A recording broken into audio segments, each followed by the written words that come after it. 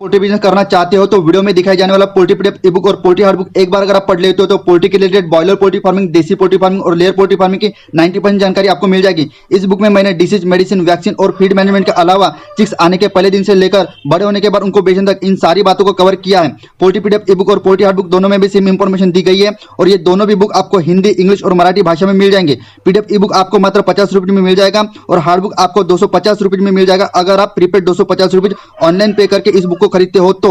और अगर आप कैश ऑन डिलीवरी पे इस बुक को मंगवाना चाहते हो तो आपको 50 रुपये एक्स्ट्रा कैश कलेक्टिंग चार्जेस पे करना पड़ेगा। अधिक जानकारी के लिए या फिर इस बुक को खरीदने के लिए 91761143 इस व्हाट्सएप नंबर पे मैसेज कीजिए।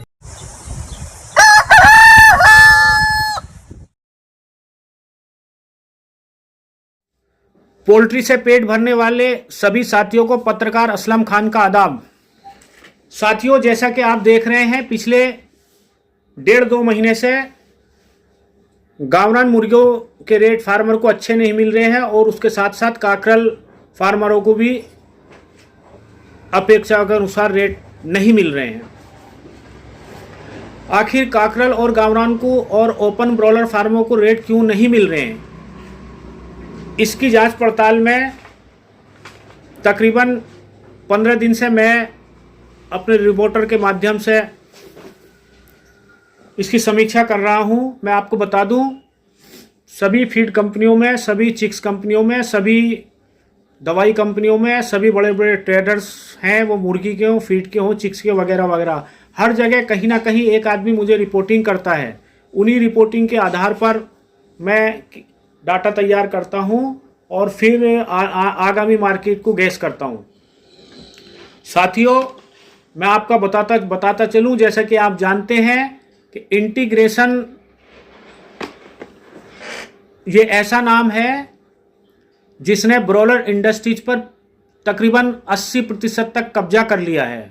और अब मैं यूं कहूँगा कि अब इंटीग्रेशन कंपनियों के जो अनुबंधित फार्म है वो फार्म नहीं है, वो पोल्ट्री फार्म नहीं है, वो मुर्गियों के वेयर हाउस हो गए हैं। एक एक गांव में 5-5, 10-10 लाख मुर्गियां पाली जा रही हैं। अभी इंटीग्रेशन के अनुबंधित फार्म वो फार्म नहीं है, वो इंटीग्रेशन कंपनियों के गोदाम हैं। वो जब चाहे उस फार्मर का माल बेचते हैं, जब चाहे उस फार्मर का माल रोकते हैं। उनके एग्रीमेंट में ऐसा कुछ नहीं है कि 2 किलो का होगा तो मुर्गा निकाल देंगे, 1.25 किलो का होगा तो निकाल देंगे, 2.5 किलो का होगा तो निकाल देंगे, या 3 किलो के आगे नहीं होगा तो नहीं निकालेंगे। साथियों, इसका दुष्परिणाम ये हुआ है कि उत्पादन की इतनी अधिकता हो गई है कि एक्चुअली जितने मुर्गे की, ब्रॉयलर मुर्गे की जरूरत है उससे 2 गुने मुर्गे का साल भर उत्पादन होते रहता है। फिर वहां से फार्मर निकलता है ओपन स्वतंत्र ब्रॉयलर फार्मिंग की तरफ। चूजा महंगा होने की वजह से वहां भी वो निराश और हताश हो जाता है, वहां भी उसे अपेक्षित दाम नहीं मिलते। फिर वो निकलता है काकरल की तरफ और काकरल भी ऐसी ऐसी जगह पाल लेता है जहां काकरल का सेल ही नहीं होता। फिर वो मजबूरन उन मार्केटों में उत्पादन को बेचता है जहां वो उत्पादन बिकता है और उसकी इस वजह का फायदा वहां के ट्रेडर उठाते हैं और ट्रेडर फिर अपने हिसाब से फार्मर को रेट तय करते हैं। मजबूरन फार्मर को माल बेचना पड़ता है।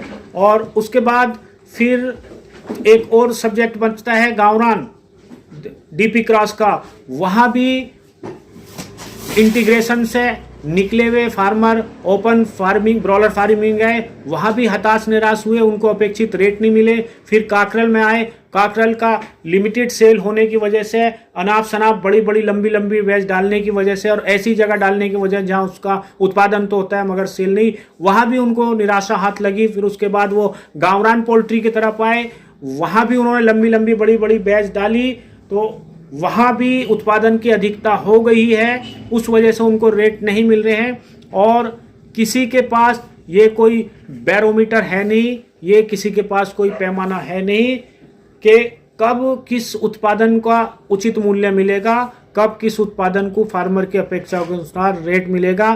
तो इसी तत्वाधान में मैं अभी अपने सभी ब्रॉयलर के ओपन फार्मरों से और काकरल के पालने वाले फार्मरों से और गावरान फार्मिंग करने वालों से यह निवेदन करता हूं कि आप ब्रॉयलर 2.25 से 2.5 किलो तक, गावरान 1200 ग्राम से 1300 ग्राम तक, काकरल 800 ग्राम से 1 किलो तक, जो भी उसका उचित मूल्य मिले आप निकाल दें। आप झूठी आशा में, झूठी सांत्वना में, झूठी दिलासा में, झूठी तसल्ली में आप अपने माल को रोके ना, क्योंकि ये मुर्गी ऐसी है, उसका एक एवरेज औसत जब वजन आता है उसके बाद जब आप उसको रोकेंगे तो उसका FCR बढ़ता है, उसकी लागत बढ़ती है, और आप इस उम्मीद के साथ, झूठी उम्मीद के साथ अगर रहेंगे कि मैं मुर्गा रोक लूँगा, भले FCR बढ़ जाए, मुझे रेट मिल जाएगा, इस बात की कोई गारंटी है नहीं। तो साथियों, मैं आपसे इस वीडियो के माध्यम से ये निवेदन करना चाहता हूँ कि आप अपने माल को बेवजह रोके ना।